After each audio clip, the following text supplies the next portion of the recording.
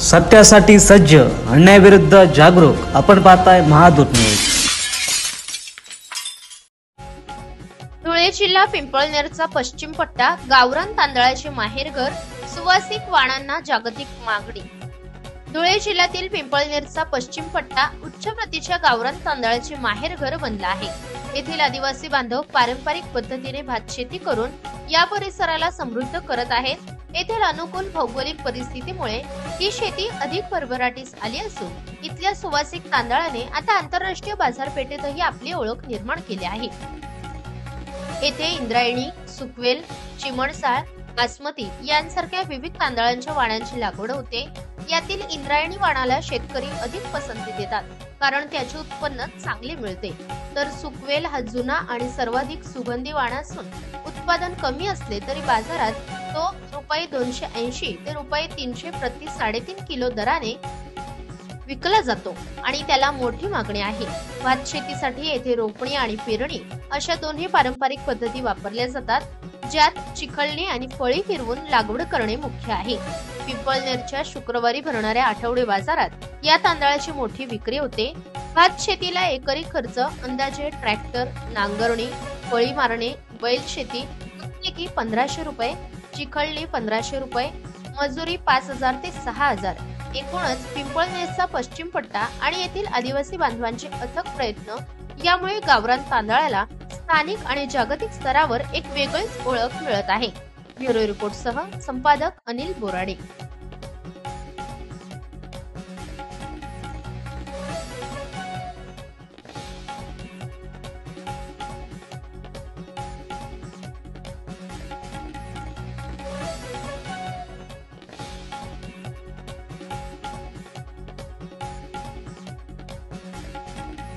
भारती पोपट रे, मुक्काम पोस्ट कुडाशी, पोबारे, तालुका साक्री, जिल्हा धुळे.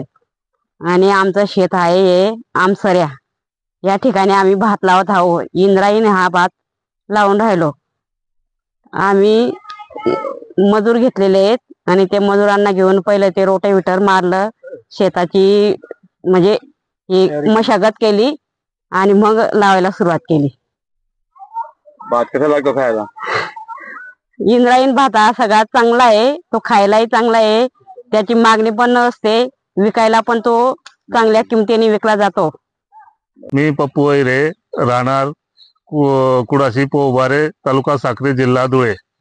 मी आमची आता इंद्रायणी भात लागण चालू केली आहे, परंतु भात लागण करताना पहिल्यांदा बियाणं तयार करावं लागतं. त्या बियाणासाठी शेतामध्ये पालापाचोळा गोळा करून ते रोप तयार म्हणजे पालापाचोळा करून जाळून तिथं रोप तयार करायचं. त्या रोप तयार व्हायला कमीत कमी 21 ते 25 दिवस लागतात. तेवढं झाल्यावर शेतात जिथं लावायचं आहे तिथं त्या ठिकाणी जाऊन 2-3 पाळ्या नांगराच्या मारून, वखर मारून, फळी मारतो.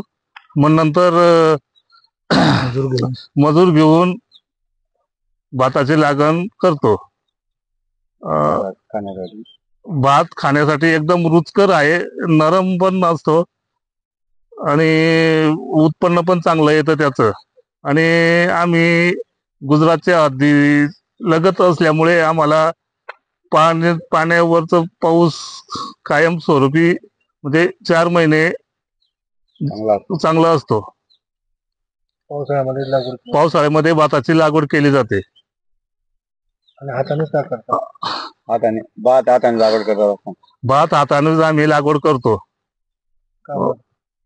चांगला लागतो भात. त्याची मागणी जास्त पडतं. आता एक सांगा, तर कोणत्या कोणत्या जातीचे तांदूळ लावले जातात ना? कोणते एक वाण लावलं जातं. नंतर दप्तरी खुशबू म्हणून एक आहे, ते वाण लावलं जातं. 312 म्हणून एक आहे, ते पण लावलं जातं. अजून आम्ही दोडक्या म्हणून भात आमच्याकडे पिकतो. दोडक्या म्हणून भात पण चांगला लागतो.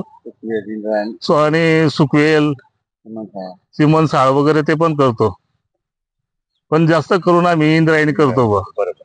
ओके.